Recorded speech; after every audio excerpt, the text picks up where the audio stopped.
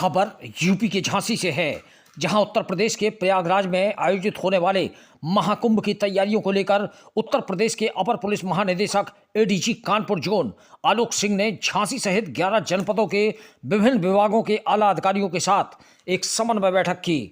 झांसी आए ADG zone ने आयुक्त सभागार में बैठक को संबोधित करने के बाद पत्रकारों से बातचीत करते हुए बताया कि महाकुंभ की तैयारी के लिए और विशेष रूप से 11 जिलों के अधिकारियों के साथ समन्वय बैठक आज हुई है।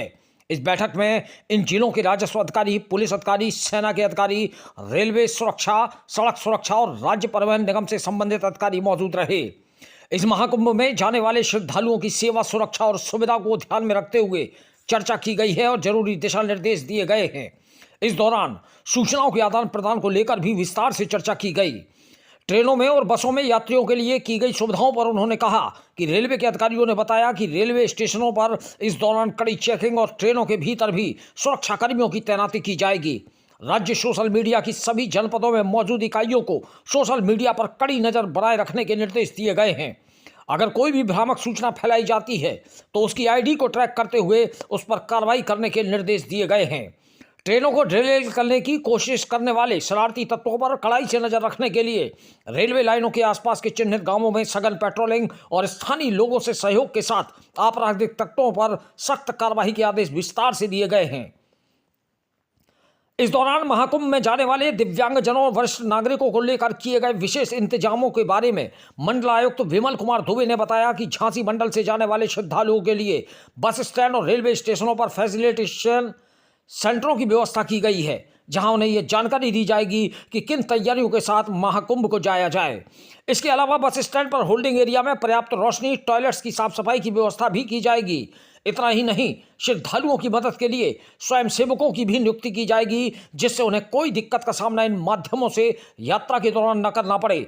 झांसी मंडल से एक रिंग रेल सेवा शुरू की गई है, जो मंडल से होते हुए चित्रकूट से इलाहाबाद तक जाएगी। यह ट्रेन पूरी तरह अनारक्षित होगी और सप्ताह में 5 दिन चलेगी। इसके अलावा शनिवार और रविवार को 2 आरक्षित ट्रेनें चलेंगी। ट्रेनों में सुरक्षा के लिए जीआरपी, आरपीएफ और स्थानीय पुलिस मिलकर काम करेगी। इस दौरान सभी आला अधिकारी मौजूद रहे। झांसी से दीप न्यूज के लिए दीपक चंदेल की रिपोर्ट। ये किस तरीके की मीटिंग, कहाँ के अधिकारी, पुलिस के अधिकारी, क्या सुझाव उसके दिए गए? जैसा आप सभी अवगत हैं, महाकुंभ का आयोजन 13 तारीख से प्रयागराज में हो रहा है। इसी कुंभ की तैयारी, महाकुंभ की तैयारी के लिए और एक समन्वय के लिए ये विस्तृत आज चर्चा हमारी हुई है यहाँ पर। इसमें 11 जिले से राजस्व अधिकारी, पुलिस अधिकारी, उसके अतिरिक्त फौज के हमारे अधिकारी और रेलवे सुरक्षा के से संबंधित अधिकारी यहाँ पर मौजूद थे। सड़क सुरक्षा से संबंधित अधिकारी थे, आरटीओ साहब थे यहाँ पे, जो हमारी स्टेट ट्रांसपोर्ट कॉर्पोरेशन है उसके सभी अधिकारी यहाँ मौजूद थे। इस पूरी मीटिंग का जो मूल आधार था, वो जो बड़ी संख्या में श्रद्धालु प्रयागराज में आने के लिए आतुर हैं, उनकी सेवा, सुरक्षा और सुविधा, इसका जो है पूरा ध्यान रखा जाए। इसके लिए जो जो कार्य हमको करने हैं, उस सब के बारे में यहाँ वर्टिकल्स में उसके बारे में चर्चा हुई।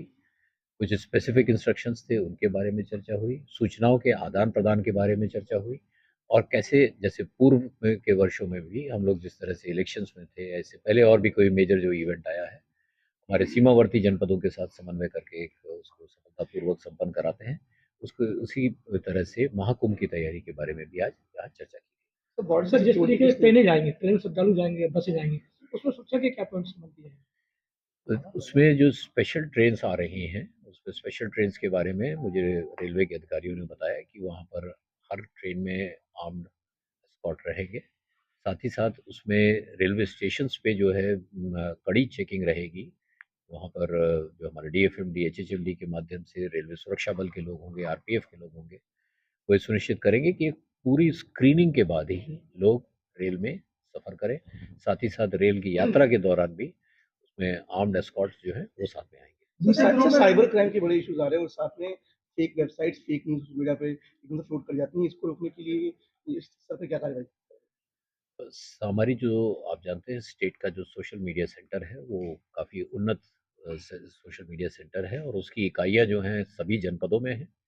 ये सभी को सेंसिटाइज़ किया गया है कि सोशल मीडिया पे 24/7 निगाह रखें और अगर कोई भी इस तरह का शरारतपूर्ण कोई मैसेज उसको पे आता है तो उसकी आईडी को ट्रैक करते हुए उस पर कार्रवाई करें। सर रेल को डिरेल करने की भी कई घटनाएं पिछले दिनों सामने आई हैं और लगातार महाकुंभ को लेकर भी इस तरह की धमकियां मिल रही हैं, इसको लेकर के क्या अलर्ट?